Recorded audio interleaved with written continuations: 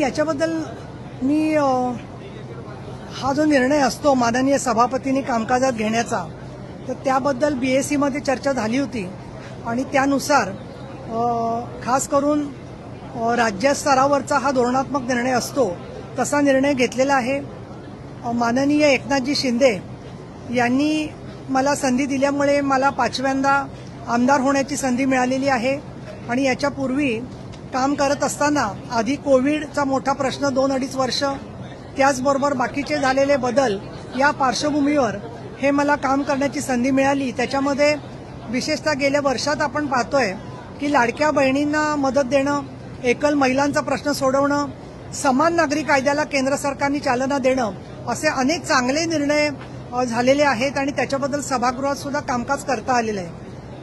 आमचे पक्षाचे नेते एकनाथजी शिंदे सर्वोच्च नेते आहेत आणि याच्याबद्दल त्यांनी जे काही आतापर्यंत मला सहकार्य आणि मार्गदर्शन केलेलं आहे त्याबद्दल मी त्यांची ऋणी आहेच आणि त्यांनी चांगल्या प्रकारे चांगल्या कार्यकर्त्यांना वेळोवेळी संधी दिलेली आहे। त्यांनी जे मला सहकार्य आणि मार्गदर्शन केलं त्याबद्दल मी आभारी आहे आणि अर्थातच त्यांचा या निवडणुकीतल्या उमेदवारीबद्दलचा जो निर्णय असेल तो पूर्णपणाने आम्हाला सर्वांनाच मान्य असेल आणि ते अतिशय या बाबतीमध्ये धोरणी, चाणाक्ष आणि राज्यामध्ये शिवसेनेच्या हिताचा विचार करणारे नेते आहेत आणि त्यामुळे महिलांच्या प्रश्नावरती तर त्यांनी सातत्याने न्याय दिलेला आहे। हा फार महत्वाचा निर्णय सन्माननीय महसूल मंत्री चंद्रशेखर बावनकुळे यांनी जाहीर केलेला आहे।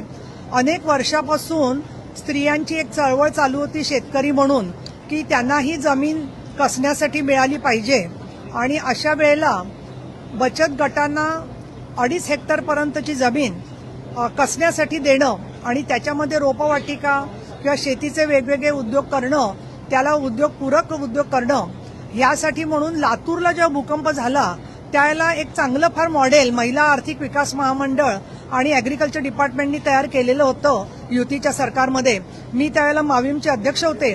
तिथे आम्हाला दिसलं की महिला शेती तर करू शकतात पण वेटरनरीची मदत घेऊ शकतात, पशुपालन करू शकतात, ट्रॅक्टर चालवू शकतात आणि म्हणून मला असं वाटतं की महिलांना, शेतकऱ्यांना ओळख देण्याचं काम सुद्धा हे सरकार नवीन कायदा आणून करतंय आणि अशा वेळेला स्त्रियांना जमीन देणं बचत गटांना हा जो निर्णय घेतला तो अतिशय स्वागतार्ह आहे आणि म्हणून मी सरकारच्या निर्णयाचं स्वागत करते आणि कालच पालघरमध्ये या संदर्भात आम्ही एक मेळावा घेतला आणि महिलांपर्यंत या निर्णयांची माहिती पोहोचवतोय।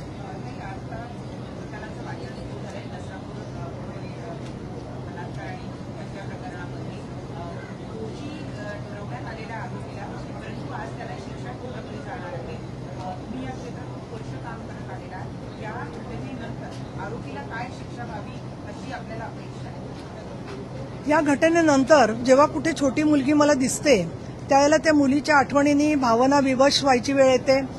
त्याच्यानंतर कल्याणमध्ये सुद्धा 2 मुलींवर वृद्ध लोकांनी अत्याचार करण्याच्या घटना घडलेल्या आहेत। अतिशय विदीर्ण व्हावं अशी परिस्थिती आहे आणि जी हिंसा वाढतीये की कुठल्याही प्रवाशाला भोसकणं, कुठल्याही प्रवाशाला ढकलून देणं, या पार्श्वभूमीवर न्यायालयाने या संदर्भामध्ये हा ॲडव्होकेट अजय मिसर यांनी जो युक्तिवाद केलेला होता की ही रेअरेस्ट ऑफ द रेअर केस आहे की ज्याच्यामध्ये खून, बलात्कार हे सर्व घडलेलं आहे आणि तांत्रिक कारणामुळे पुरावे व्यवस्थित मांडण्यामध्ये सरकारला यश आलेलं आहे।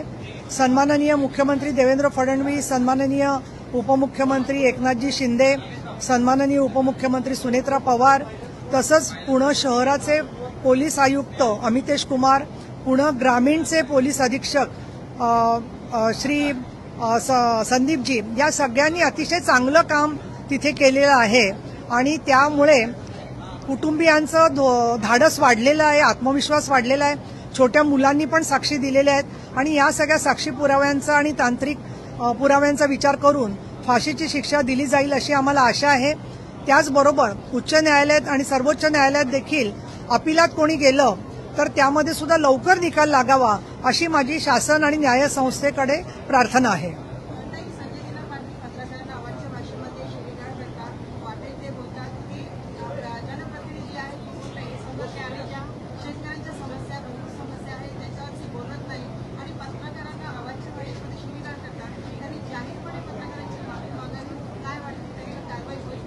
या संदर्भामध्ये आमचे नेते एकनाथजी शिंदे यांनी स्पष्ट केलेलं आहे की हे जे घडलेलं आहे ते योग्य नाही आहे। त्याच्यानंतर बाकी प्रवक्त्यांनी वारंवार स्पष्ट केलेलं आहे अपशब्द कुणीही वापरणं हे अयोग्यच आहे आणि या संदर्भात शिवसेना पक्षाने त्याबाबतची दखल घेतलेली आहे. पत्रकारांचा सन्मान ठेवणं, पत्रकारांना संरक्षण कायदा यावा या सभागृहात म्हणून मी स्वतः प्रयत्न केलेले आहेत आणि अनेक घटनांमध्ये महिला पत्रकार असतील, बाकीचे पत्रकार असतील, त्यांच्यासाठी म्हणून आमची कायम सन्मानाचीच भूमिका आहे. त्यांची भूमिका जी आहे ती त्या संदर्भामध्ये ते योग्य ते त्या संदर्भामध्ये मला असं वाटतं की ते पावलं उचलतील आणि त्यांनी जाहीर दिलगिरी व्यक्त केलेली आहे.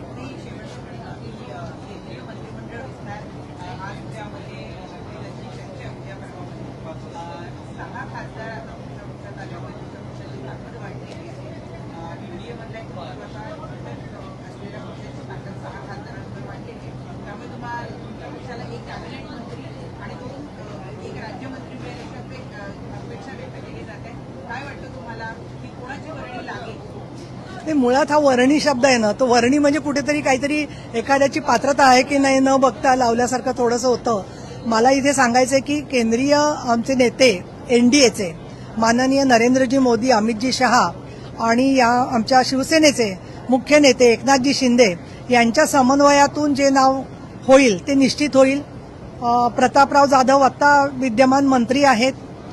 आमच्या जे काही कार्यकर्त्यांचं किंवा सगळ्या आमचा मानस पाहिलं तर आम्हाला कोण शिफारस विचारलेली नाहीये, परंतु श्रीकांत शिंदे स्वतः आरोग्यविषयक निष्णात डॉक्टर आहेत आणि त्याचबरोबर प्रत्येक ठिकाणी भारतभर ते नेटवर्क आहे आणि आरोग्य व्यवस्थेत सुधारणा होण्यासाठी खूप काम ते करू शकतील आणि म्हणून त्यांचा जर का सहभाग झाला आणि त्यांना जर का पक्षांनी संधी दिली आणि तशा पद्धतीने केंद्रीय नेत्यांनी सुद्धा मान्यता दिली तर मला असं वाटतं की खूप चांगलं काम त्यांच्या हातून होऊ शकेल.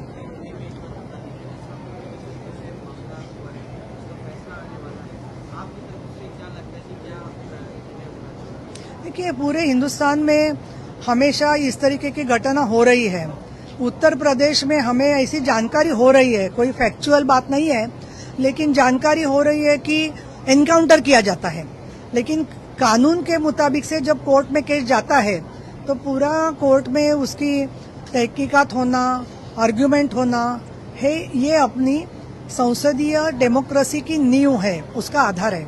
और उसके लिए हमारी यही अपेक्षा है कि इससे महिलाओं का सम्मान और महिलाओं की सुरक्षितता के लिए जो निर्णय आएगा उसमें कैपिटल पनिशमेंट, फांसी की सजा वो आरोपी को दी जानी चाहिए और हाईकोर्ट और सुप्रीम कोर्ट में भी इसके बारे में जल्द फैसला होगा तो अच्छा होगा. नहीं, आई डोंट हैव एनी.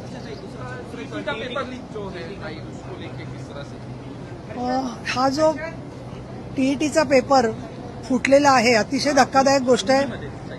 ये टीईटी का पेपर का तो जो मामला है, जैसे नीट के एग्जाम में हुआ था, तो ऐसे लगभग दिखाई दे रहा है कि पूरे देश भर में एक जैसे षड्यंत्र करने वाले कुछ मुजरिम है, उसी तरीके से उनकी मूल जो है, जड़ जो है वो महाराष्ट्र तक पहुंच गई है. मुझे लगता है गवर्नमेंट ऑफ इंडिया और गवर्नमेंट ऑफ महाराष्ट्र ने इसको बहुत सीरियसली लिया है और इसके बारे में उचित निवेदन सरकार जरूर करेगी.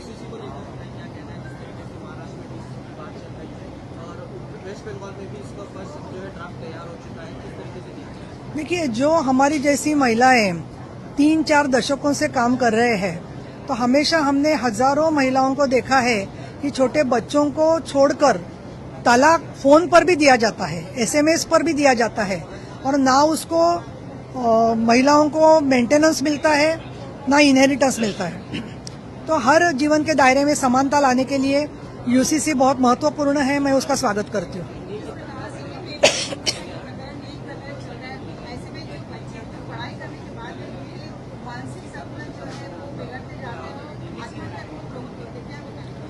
कई अखबार जो है और कई संस्थाएं लड़कों का धाड़स, लड़कियों का धाड़स बढ़ाने की कोशिश कर रही है. मुझे लगता है कि मीडिया का भी ये फर्ज बनता है कि उनको सहारा बने, इस तरीके की हेल्पलाइन चलाए, न का बार बार वही बात दोहरा के, जैसे कोविड के टाइम में हो गया था कि लोग वो देखना भूल रहे थे कि इतना दुख होता है बार बार. तो थोड़े जख्म पर मरहम लगाना जरूरी है, न का उसको ही छिलते रहना जरूरी है.